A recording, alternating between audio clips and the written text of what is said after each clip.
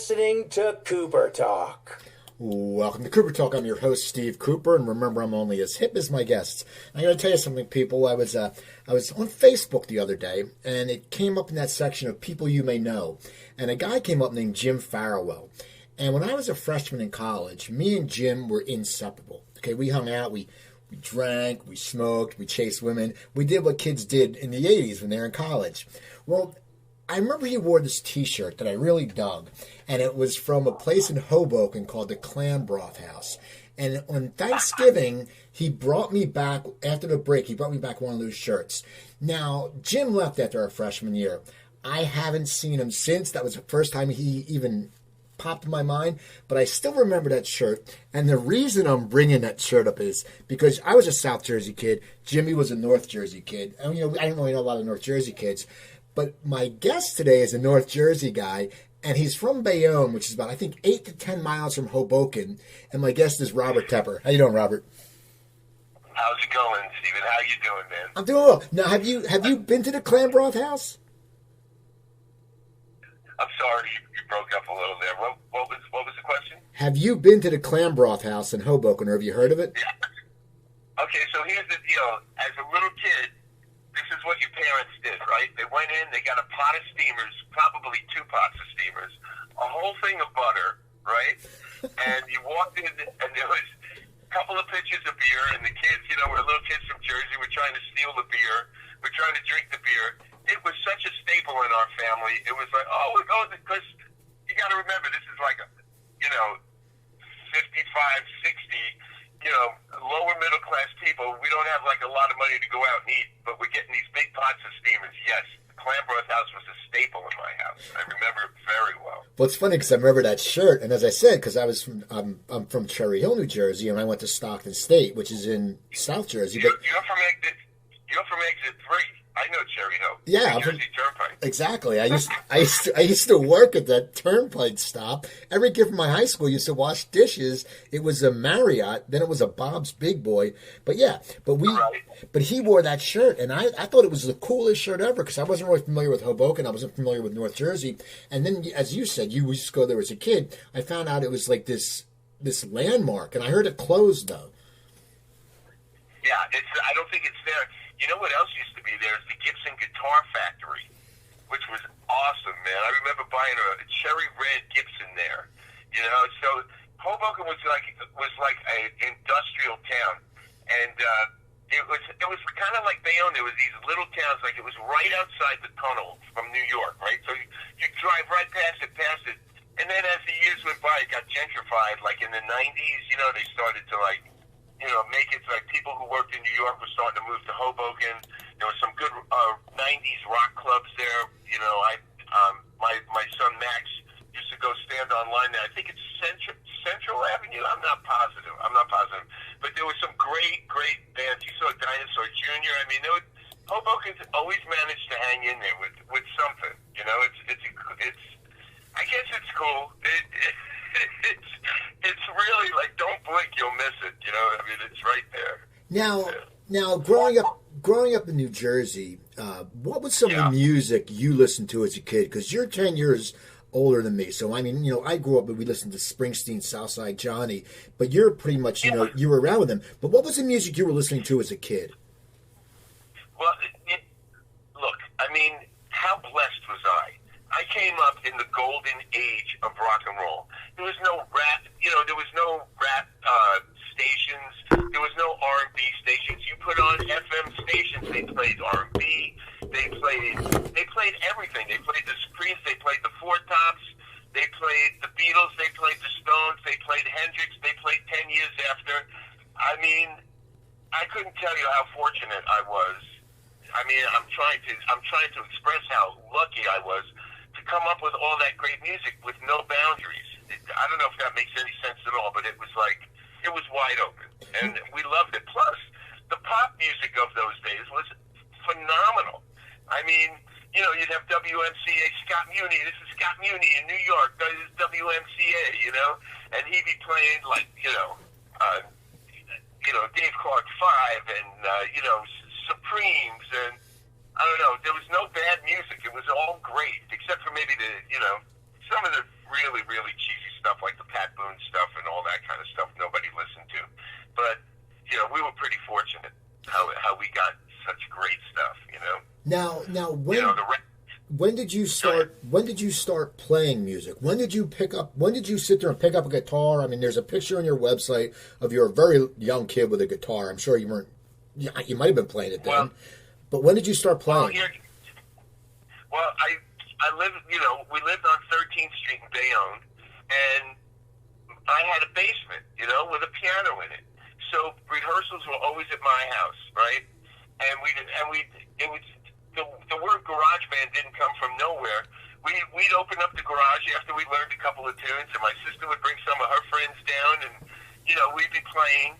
So I would say I was like 12, 13, and we were playing pizza parlors, because in Jersey, in Bayonne, there was like a bar on every other corner, you know. So we started playing, and we came up in that whole thing, man, and then it got psychedelic, and then we were going to New York and buying clothes, you know, with bell bottoms and long British jackets. I mean, I was obsessed. You know, I was totally obsessed.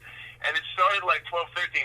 Plus, I had an older sister who was a decent singer, and we used to sing folk music because the whole folk thing came. I mean, and I loved it all, man. I was very open. Music was my thing, man. I loved Joan Baez. We had the Weavers. We had, you know, I'm spacing on some of this stuff, but, you know, I came up, it was really quite an education in music, you know. Now it's an education, and, you know, and that is what's great, you know. Like I'm sitting there, you know, I was an 80s guy, and I had the new wave, and then even a lot of metal, and I loved all that. But now, for you, when you're growing up, you got garage bands. When do you start writing songs? Okay, so I was in a band, and we were, the band was the Malibus, just a really cheesy name, but we played a lot of cover tunes, but we did get an opportunity to record, and we wrote this song called Black is White, and I used to have a vinyl of it. I used to have a vinyl pressing, so say I'm like 17, 18, you know, maybe even younger, and I remember going to New York, and we went to a studio, and we recorded, and I was always interested in writing, and it kind of, as I got older, I got more and more interested in it. You know, when we were that young, I know this is going to sound a little weird, but like we were kind of intimidated a little bit because the music that was out seemed so iconic to us. You know, when you listen, like you put on Nights in White Satin by the Moody Blues, and you go, how the hell am I ever going to do that? You know, and you know, it just all seems so huge. And then you put on Hendrix and listen to Castles Made of Sand. But eventually, I'd be in bands and we'd all start writing. You know, and I was pretty good. You know, and then, you know, as I got older, you know, I moved to New York, and I lived in New York, and I started writing more and more. And then my first publishing gig was a place called Cam America. And Cam America's whole thing was they published Fellini's soundtracks to all his movies. But they did a little pop too, right? They had this thing, you know, a couple of writers.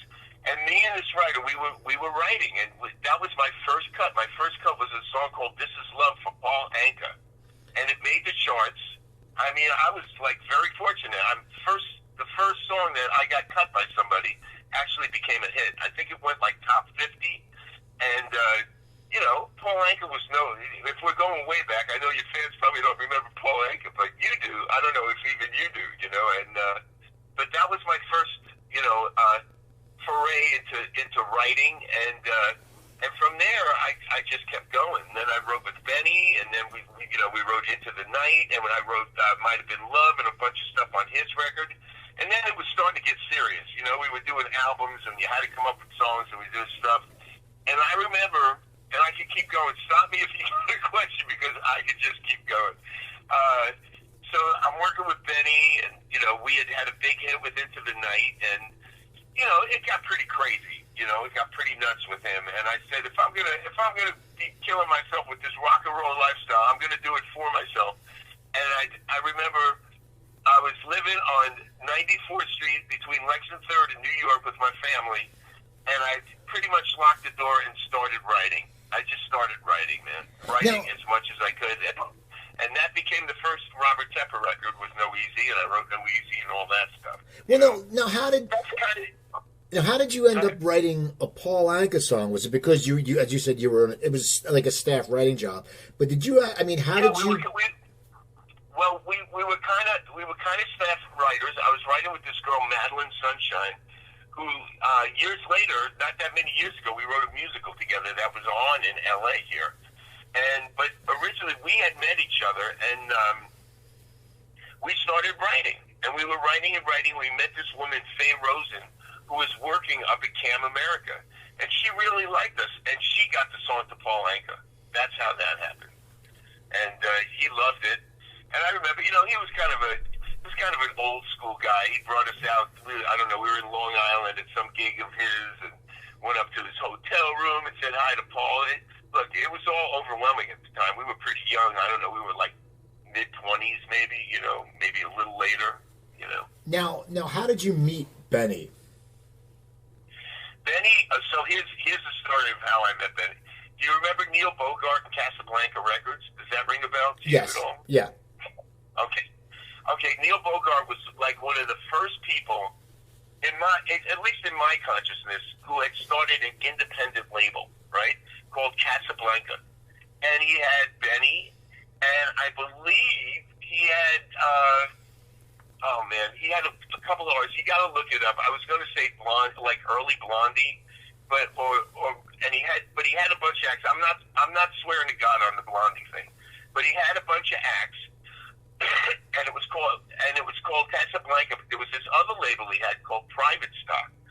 So Benny was taking voice lessons at this place, and I was starting to, see if I could get my voice better.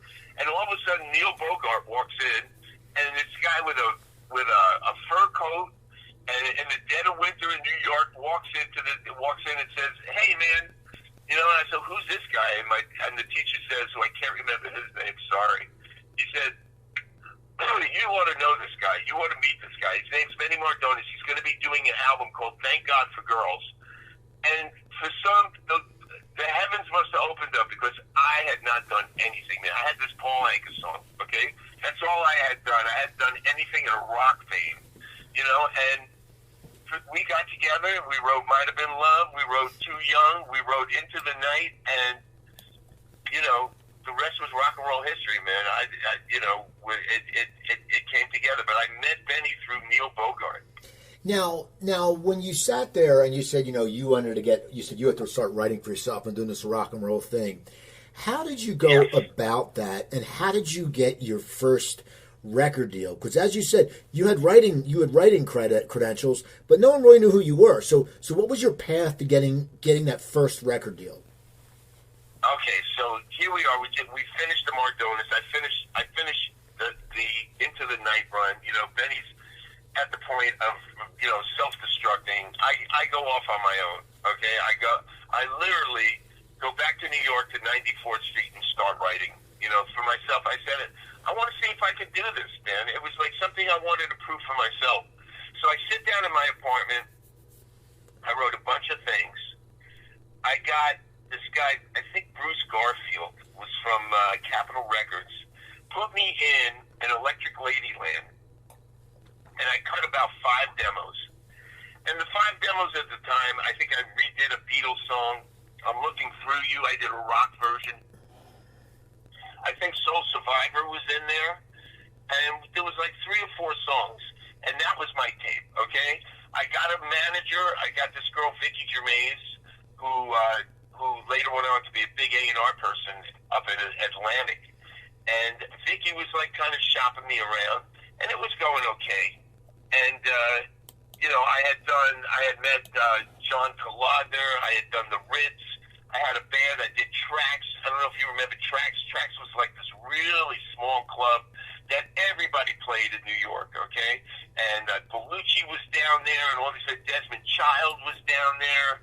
And so I did a couple of down, but I'm not getting arrested, okay, Steven? I can't get a deal. And I'm in New York, and finally I got a friend, Guy Marshall, him and I, we get an apartment in Silver Lake, and cutting box tops from cereal boxes, we get plane flights. I sold a Fender Rhodes. We go and stay in L.A. I said, I'm going to make the rounds in L.A., man. And I go into people's offices, and I'm singing on top of people's desks, okay? I'm grabbing squeegees. I'm grabbing whatever I can. As soon as they put the demo on, I'm kicking shit off their desk, and it goes, no, easy. You know what I mean? I'm, like, giving it everything I got. Some people are getting, get the fuck out. Excuse me, I don't know. Get the hell out of here. You know, you're at your mind. You're nuts. And there was a guy, Richie Weiss from Scotty Brothers, who was as crazy as I am, and said, I love you. I love your energy. And he said, we're going to sign you. I'm going to make sure we sign you. And that's how I got my first record deal, by jumping on desks. Now, when you got the first deal, you had demo songs, right. But were you ready to? Did you have all the material? Were you ready to put that first album together? Did you have, how many songs did you have when you were putting on that first album?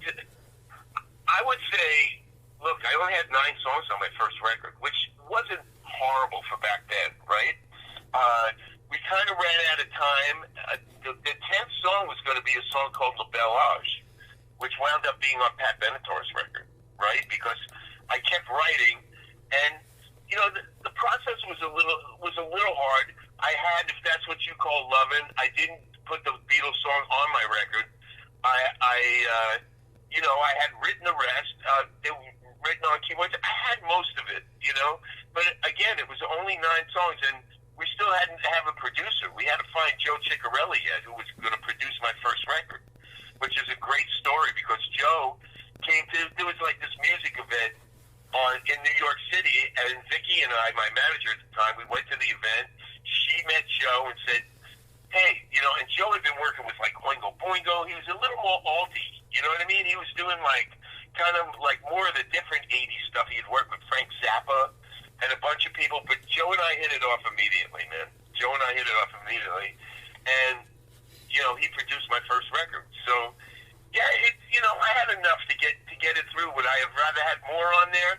I don't know. I was pretty green, to tell you the truth, Steven. I was just trying to keep it together, you know, just trying to get it done, you know. I gotta ask you something. You said when you moved to L.A., Sure.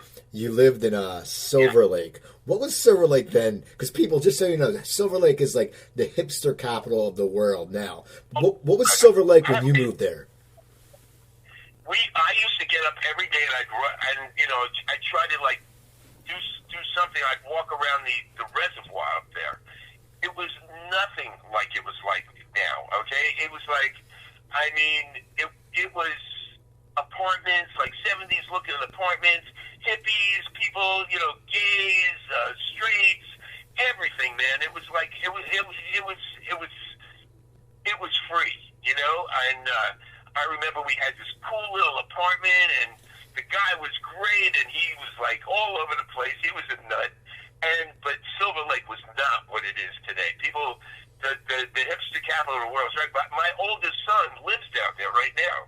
Right now, my granddaughter is in Silver Lake, you know, and you know, so I go there occasionally. But you're right; it's like too cool for the room.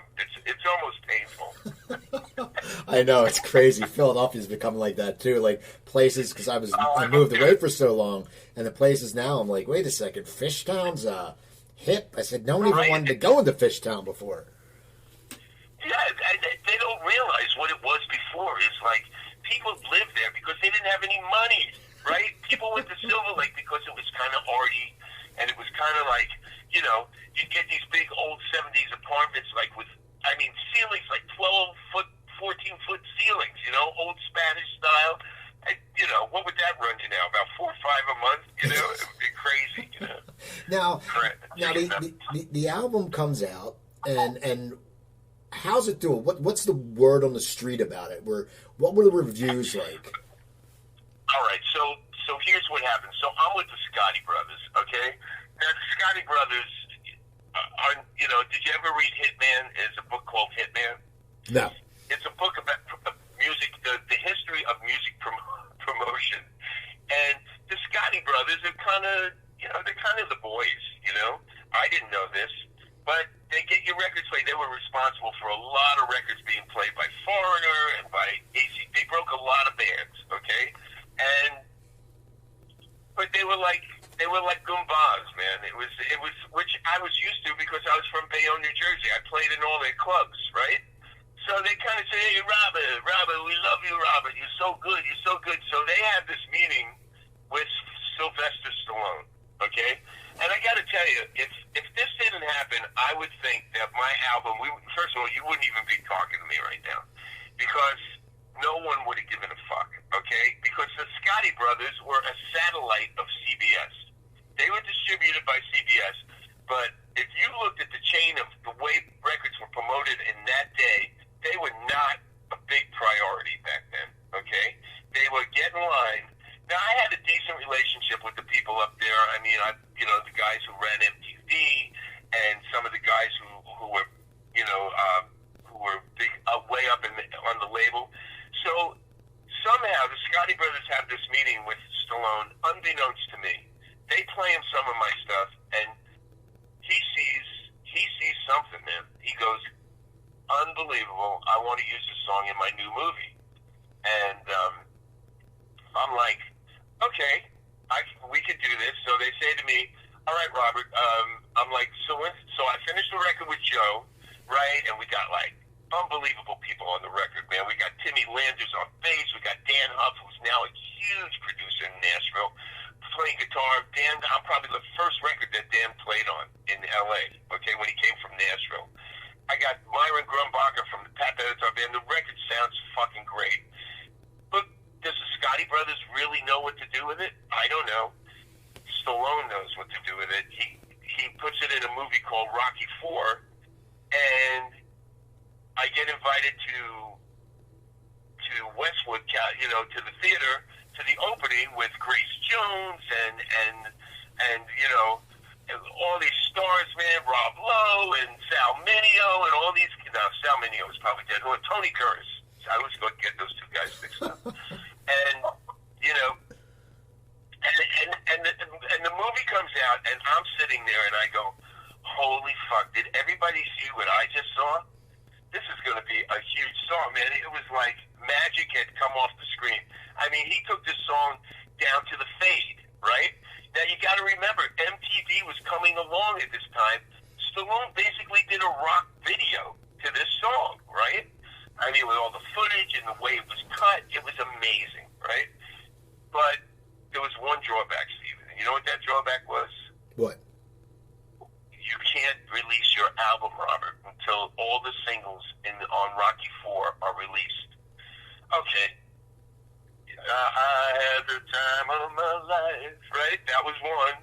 Survivor was two. Living in America, that's three, right? Okay, time's going by. By the time Rocky, then No Easy Way Out, I went top 20, I think, with that song. Maybe a little higher, maybe 11. I don't think I broke top 10 with it. But the song became like a cult thing, right? People loved it. We got over 30 million listens, I think, or more on YouTube, and it became part of the culture. But when it came time to promote my record, there was nobody there but me, okay? They let me release one more single. I did another video, but nobody really gave a shit by that time, okay? And there was no tour support for me, And so that's kind of the way it rolled. So I'm lucky that my first strike was part of a franchise because that kept me in the public eye and that kept people listening. And there were some true believers out there, people who said, you know what, this is a fucking great album. I don't care what they say. If this wasn't on Rocky, this would be a great album. And I'm not saying, it was the most amazing album in the world, but it had an identity and people hooked into it, Now, did you personally get to know Stallone? Because I know one of your songs ended up on Cobra. Did you get to know him, or did he become a fan? Okay, so here it is. And I believe two things are true, okay? The first thing I believe is true is that famous people make horrible friends, okay? Because they ain't living like you're living, my friend. You know, they're not in the same, they are not in the same hemisphere as you. They're not breathing the same air, okay? And number two, you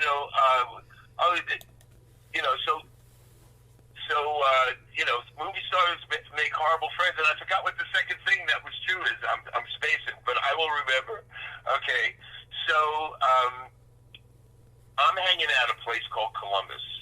And Columbus is like in the 70s on the east side. I'm living in New York City, right? And I'm going there and hanging out, and I see Frank all the time. Okay, I see Frank all the time, and he's hanging out there. Hey, Robert, what's up? And Stallone would come in every now and then. And Stallone comes in, and he was always very nice to me.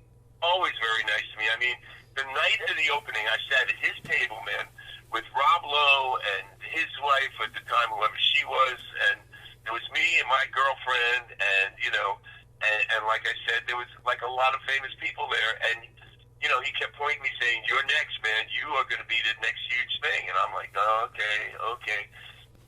So anytime, you know, I've seen him, which is maybe, I don't know, 2, 3, 4 times maybe, you know, he's always been cool, you know, but, you know, are we tight buds?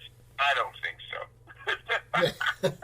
Now the album comes out, you don't get the support, and so what did you decide to do? Because you're coming back with a follow-up. How was there studio support for your follow-up?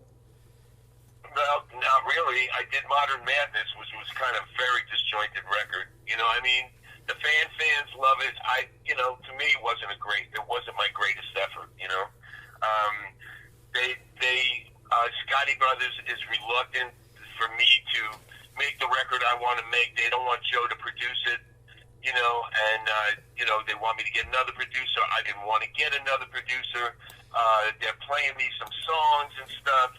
It was very disjointed, and it was the beginning of the end. It was the beginning of them wanting to drop me. We kind of did the record. The record came out. It didn't really do anything. I think we did one video called "The Unforgiven," you know, which was kind of cool, you know. But no, it wasn't happening. You know, the other thing that Stallone did was he did try to do it again with me with a song off my first record called Angel of the City with Cobra. You know, I know we kind of skipped over that. I didn't know if you care about that at all. But Cobra was a movie that he put another song in. So, you know, by the time I moved on to that second record, I didn't think too much was happening, man. And I think the label, by that time, they were pissed off at me because I didn't want to do it at Scotty Brothers. I wanted to do it at a different studio. I wound up doing it in Burbank. You know, had a studio there. I wish I remembered the name of that that place, this lunch place, this cafeteria-like place. You probably know it. You passed it a million times. And, it was right near there where I recorded, you know. Now, so that was it. The second record was a bad experience for me, not great. Now, what's going through your mind at that point? Because you had, you know, everyone knows No Easy Way Out.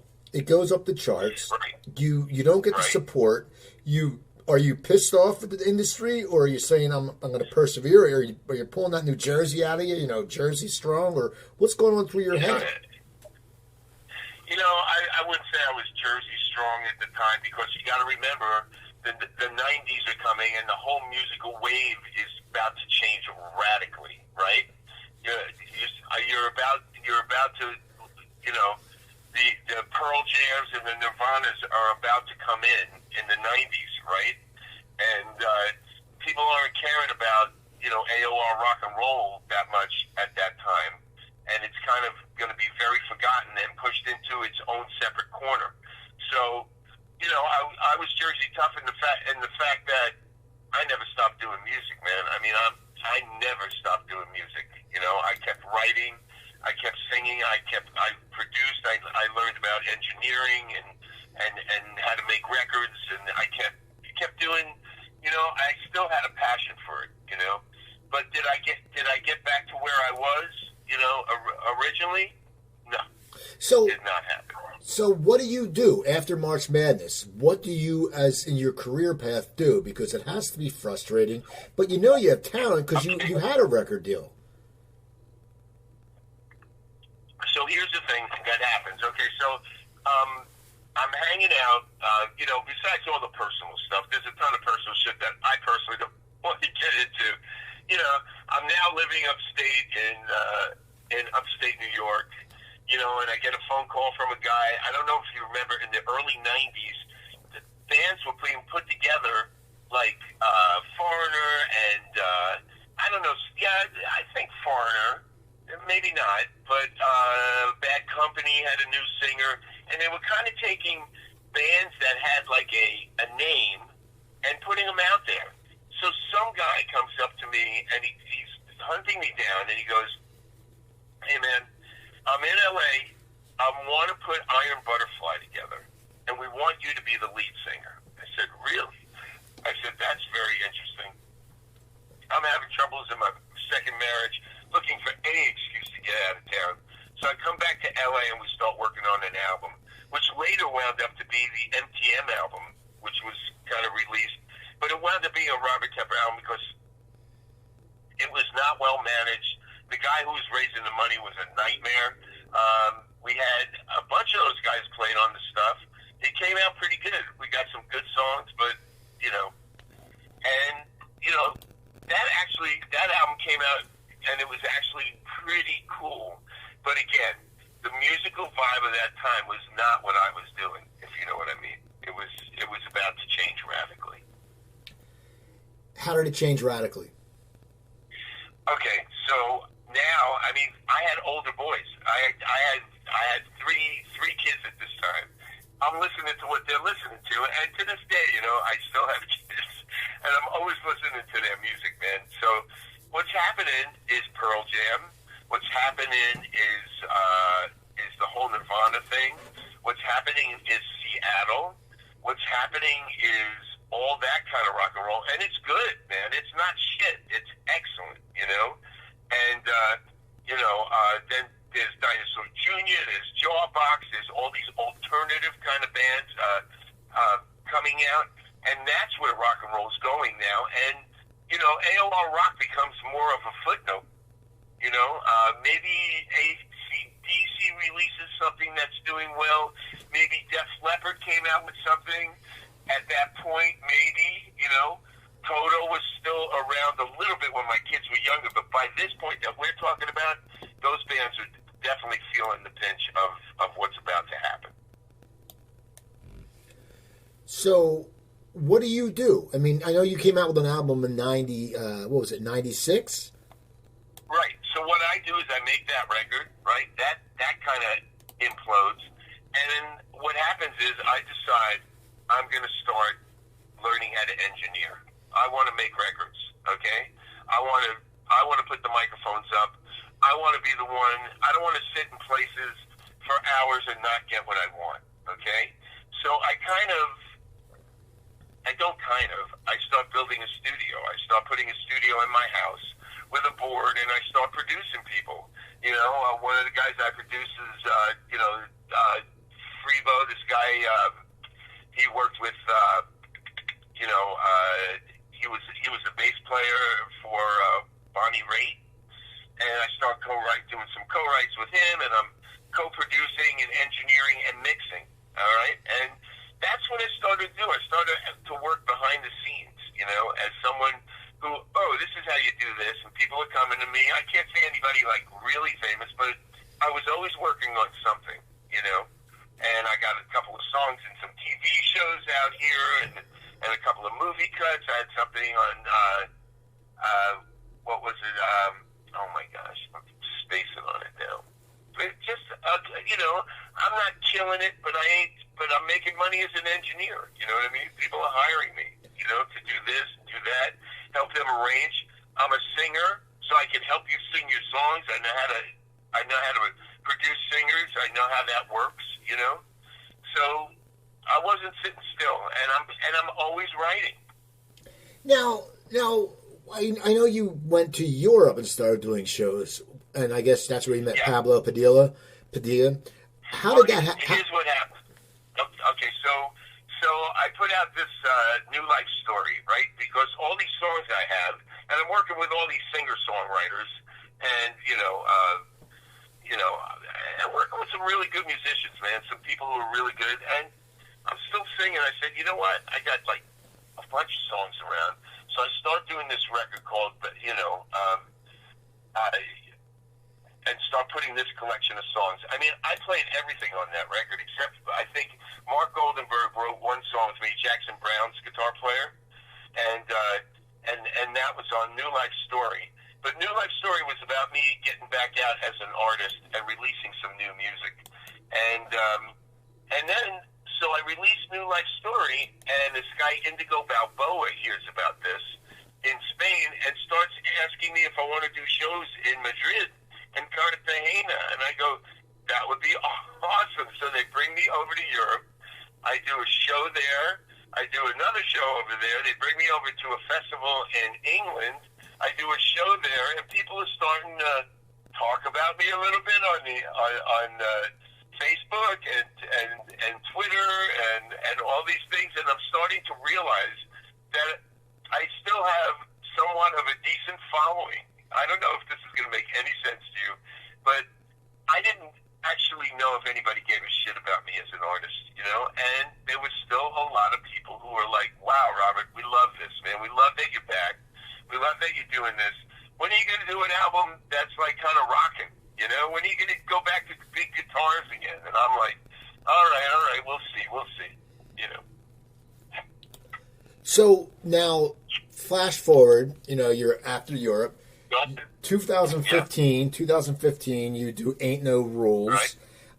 How did you come about to do that? Because it was a long layoff between your albums. Yes, because I'm actually busy.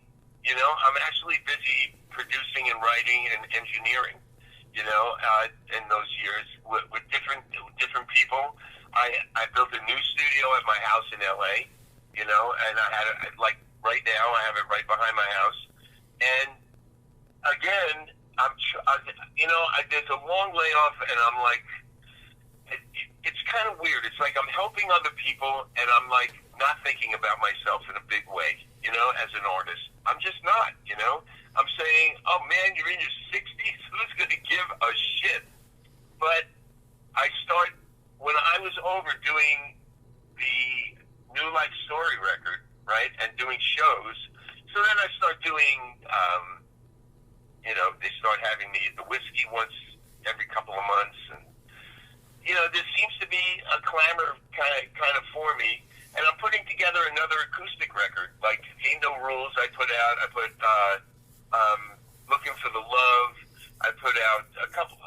3 or 4, which are all going to be part of an album called Stagger. And then when I did those shows in Spain, I met this guy, Pablo Padilla, who's amazing guitar player. So I come back, and Pablo is like, Pablo's going to school in Los Angeles. I go, Pablo, what are you doing? He goes, oh, Roberto, ¿cómo está usted? How are you? I go, I'm doing fine, man. What's going on? Comes over to the studio. Fill in the blanks, man. Here we go. Okay? So he says, man, we should do a rock record, And I hadn't felt driven to do that, man. I had not felt driven to do that. And then I finally saw the light, okay? Sorry, I'm talking a lot. No, what made you see the light? Here's what made me see the light, okay? I see in Pablo a young guy who still loves the music of the 80s and AOR in general, right? And I look back and I go, and I say to myself, Self, what is it about that music that was so cool? What made it have some swagger? What made you want to be a part of that thing? And not only a part of it, but like a big part of it, Maybe not the largest star, but I had a song that had a pretty big impact, And I'm like, so I start listening, and I go, you know what? It's the MTV connection, man. It's the cinematic connection. Why that music was so great was that it made movies. It had so much atmosphere. The keyboards were the atmosphere. The guitars were large. Everything was bigger than life. The drums were gated and reverbed and sounded fucking amazing. The engineers at that time were great, and it was like, and the world was in such an accepting place. Like before, if I would have put out that record like 10 years ago, maybe nobody would have given a shit, you know, except maybe, you know, the niche people who listen to that music. But now the walls have come down. I mean, Toto's back, and I just saw, well, who else did I see the other day? And this other band is back. Everybody's coming, because the better the internet got, the more you're seeing that people were listening to everything. So I sat down with Pablo. I said, this is what I love, man. I want to make a record that is, what if the 80s didn't stop, and the best parts of the 80s, you know, you got Pink Floyd, you got all these, you know, was still making records then and making beautiful records. How can we make like just a classy, expensive sounding, great record? And that's what I set out to do. And I'm not saying I was 100% successful, but better than the rest was an effort that I was extremely proud of, and felt like this I can sing, man. This I can get behind. This I can love. This I can put my heart into. Now, how do you sit there? And as you said, you know, and it's good because the 80s are coming back. But how do you catch that lightning in a bottle from the 80s? Because now you're matured. You've gone through a lot of life. How do you relate that to your writing when you want to get back to that great 80s sound and the different soundings that you talked about, but you're an older person now, you're wiser? How does that affect your writing? Yeah, I'm an older person, and how it affects my writing is I'm a decent writer now. You know, I know how to write. I know how to write a song that's going to mean something to me, right? I'm someone who's been writing for himself as an artist for years, and it's like, okay, this is going to be how it's framed. If it was a painting, this is how it's being framed as a painting. This is the genre it's going to be in. But writing a great song is a great song. Like, I am so proud of Better Than the Rest. Better Than the Rest was like, I mean, Pablo would come over 1 or 2 times a week, and I'm tapping into the emotion.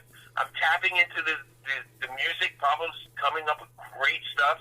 I mean, sometimes we're coming up with music and lyric all in one night, and I'm singing like a rough vocal. And it was effortless. I can't even begin to tell you. It was not like, oh man, how am I ever going to get back to that feeling? That feeling, I approached it in such an honest way. Pablo and I think, approached it in such a cool, kind of honest way that there was no strain. There was no like, oh, how are we going to do this? I mean, it took a while to put the record together, to mix it, and the technicalities of it. But the writing was not something that stressed me out, man. Now, I was feeling it. Now, how do you sit there? It's a different world when it comes to albums. I always talk to my guests, you know, and then friends of mine about how, you know, buying an album used to be a big thing. You know, it was awesome. You know, me and my friend Mark Esposito would ride our bikes to the record store and, you know, buy Refugee or, you know, Tom Petty's Damn the Torpedoes with Refugee and all that stuff.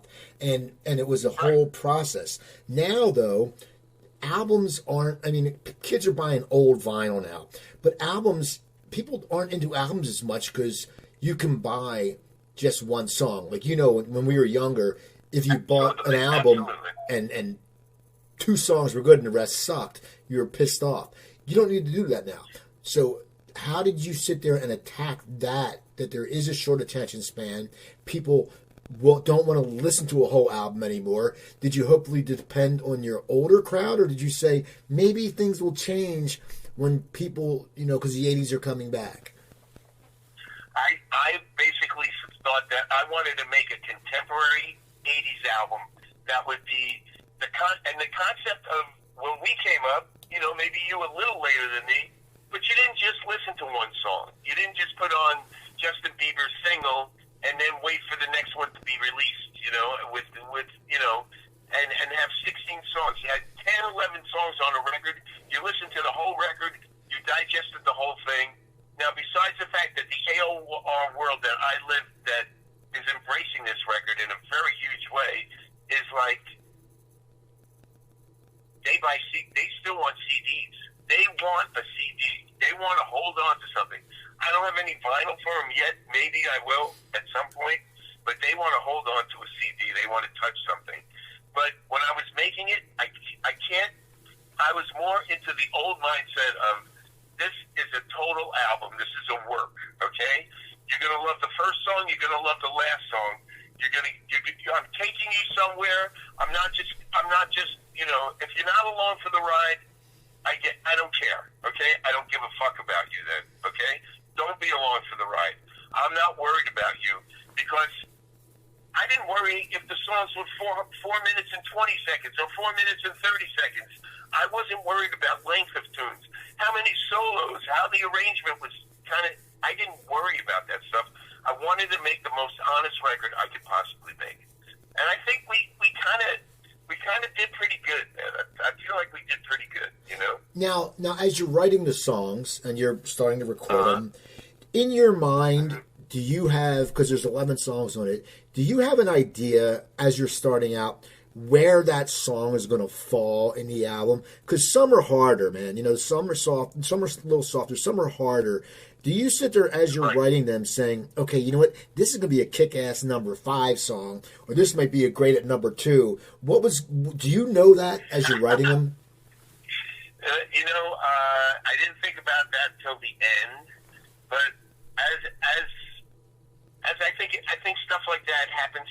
You do put thought into that, but I don't think so much like, do we need a ballad? Yeah, we wanted a ballad. Do we want it to be a ballad-heavy record? Absolutely not. Okay, I thought that "Why Does Over Have to Be So Sad" was a great opener.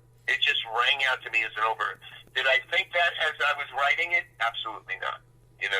But as I look back on all of the songs that we recorded, Pablo and I kind of feel like the sequencing is the only way it could be, is the best it could be.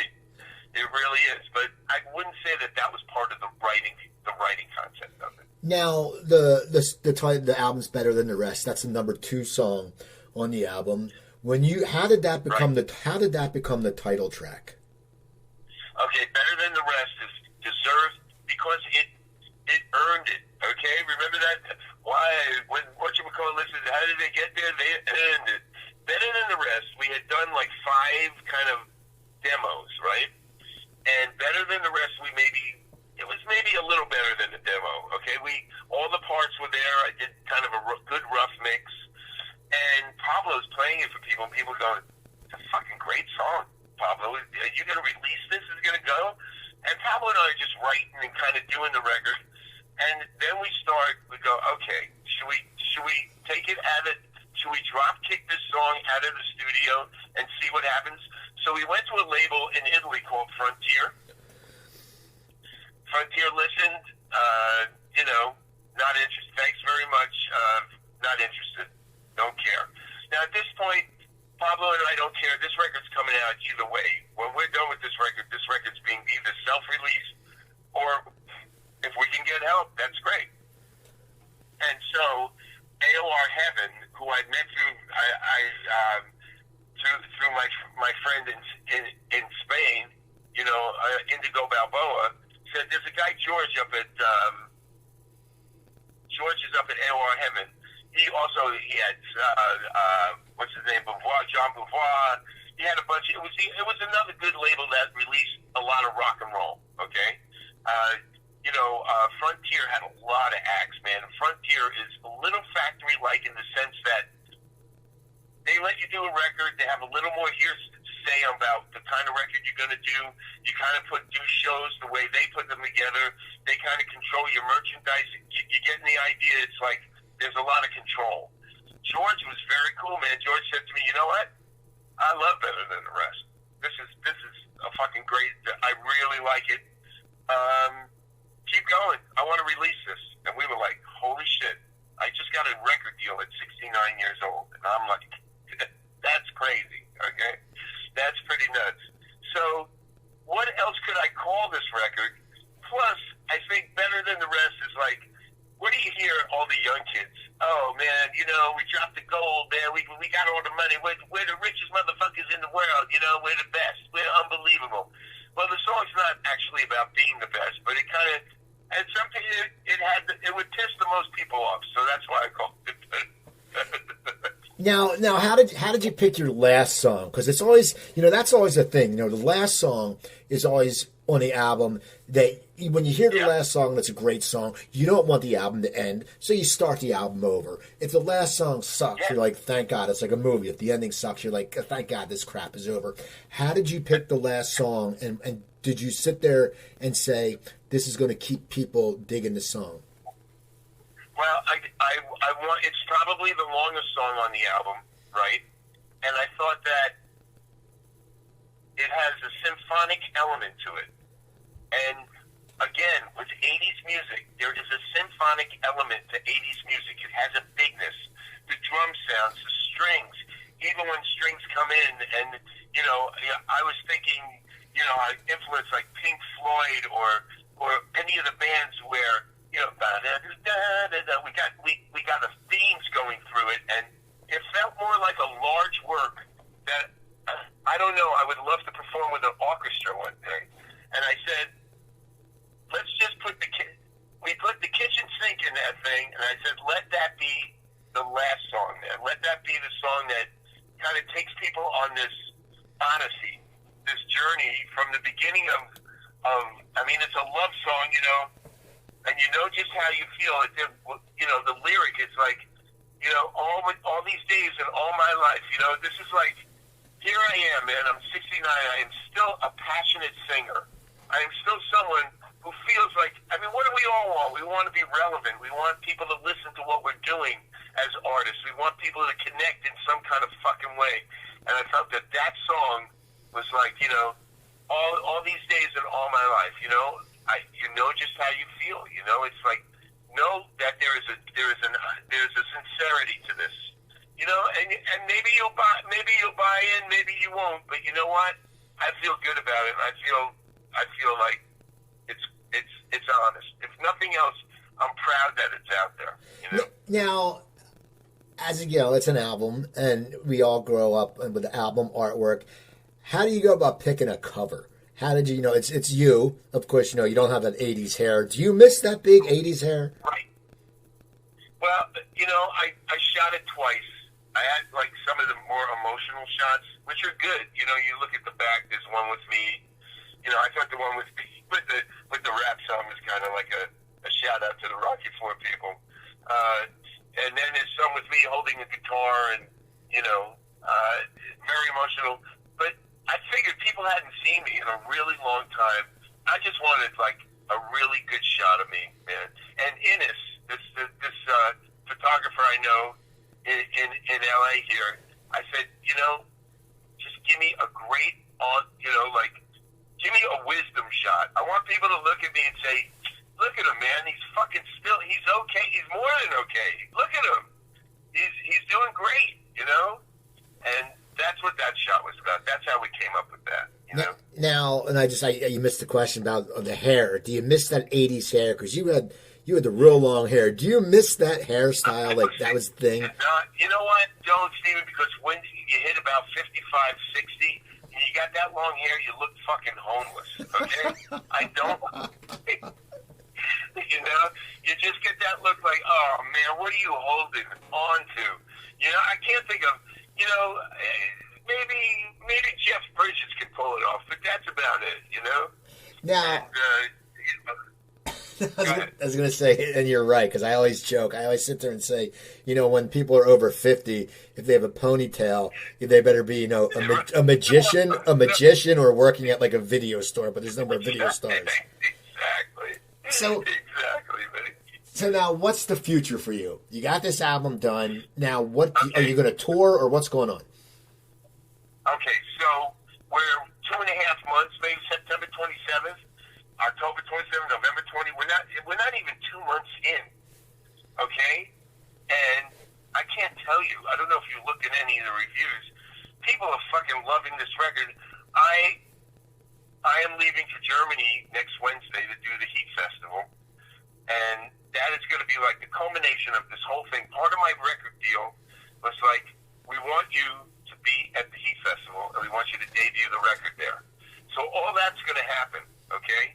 And then from there, I really want to parlay this. I want to work behind this record. I want to be, Steve, between you and me, I want to do 20, 25 dates a year, you know, of supporting this record.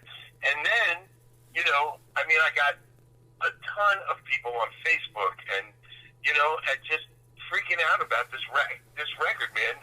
You know, I'm almost at the 5,000 limit. I'm going to have to send them to my business site, you know, because I can't take anymore. And I am so happy about it. We love this record. Where have you been? We love this record. Da, da, da, da, da. Just waiting. I'm a huge fan. You know,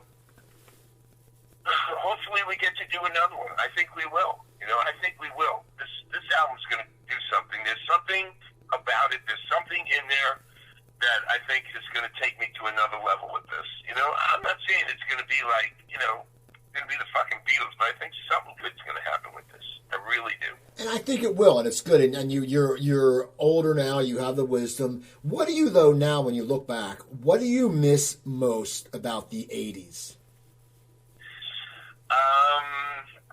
Jesus, that's a tough question. What do I miss most about the 80s? I mean, I miss my hair because I'm bald now, but that's... Yeah, I get it. Yeah, I guess the physical appearance thing, you know, the 80s were a weird time, man. I mean, the MTV set and what we did and where we took it, we were a little crazy, man, you know? There was a ton of cocaine going around. There was a lot of drug problems, you know? There are a lot of people drinking themselves into oblivion. A lot of people died. What I miss about the 80s, you know, I put into that record. You know, I miss those kind of sounds. I miss those kind of songs, you know, and that's what I try to capture there. The things I miss are mostly musical, and I got to go back to them. I got to revisit them, which is great. As far as the social aspects or what went on, you know, man, you know, we hurt ourselves. We really did hurt ourselves in a big way, you know. I got kind of at least I did. Well, I got one more question. The Rockies montage, very famous. Right. Do people still come up to you, and do they know it's you, or do your fans know it's you? Because with cable, I mean, you'll sit there on, you know, AMC. They'll play Rocky 1, 2, 3, and 4. Do you think that has kept your music, that song, alive? Because people they know that. I mean, it's like it's an iconic scene. Absolutely, Stephen. It's like people say to me, "Why does that stick around?" I go, "Well, first of all, you got a hard rocking kind of, you know. I mean, part of what I do is I'm an emotional singer, right? So, you know, the song is based in the end of my. It's all about the end of my first marriage, right? But you take the lyric, right, and you go, you know, we're not indestructible. You know, it becomes a universal struggle of like, can we get where we need to go? You know, can we get something out of life that we're going to appreciate? Are we going to be able to do this? And that emotion that was in this song gets drop kicked into a movie where people go, where it becomes like a mantra for people, like, oh my God, we're going to struggle, we're going to fight, we're going to do whatever. You know, you said we're going to Jersey it. You know, we're gonna. There's a definite East Coast vibe that is universal in that song. And yes, people know that about me. And, you know, when people on Facebook, one of my favorite things when people ask me to friend me, they go, "Is this Robert Tepper from No Easy Way Out?" And I go, "Yes, it's me. You know, it's me. You know, this is what I was doing. This is what I'm doing now, you know." And it's like being part of that franchise has given me my seat at the table, you know. So I will never be mad about it or sad about it or not want to do it in concert or sick of it, because I think it's an awesome sounding record, from the drum sound to the vocals to the guitar sounds. I think it's smoking, you know. It sounds great, and it still sounds great. And that's due, Stephen. That's due to what the good part of the internet, not the part that's destroying the world, the part that hey, we could still look back on everything and say, you know what, this was something that was really cool. You know, That's this was awesome. something that was happening. I want to thank you for coming on, Robert. People, And Steven, go to the website. thank you, man. No problem. Go to Yeah, go go to the ahead. website roberttepperworld.com. People, go check out his bio. He's got everything's listed there. Listen, go buy the new album. And he's right. I looked on a few websites. It's getting 4-star reviews. It's getting 5-star reviews. So please check out Robert. Go to roberttepperworld.com. Don't forget my website, coopertalk.com. CooperTalk.net, I'm sorry. You can find over 760 episodes there. Email me, Cooper@CooperTalk.net. Twitter, it's @CooperTalk. Remember, I'm Steve Cooper. I'm only as hip as my guest. Don't forget, drink your water, eat your vegetables, take your vitamins, and I'll talk to you next time.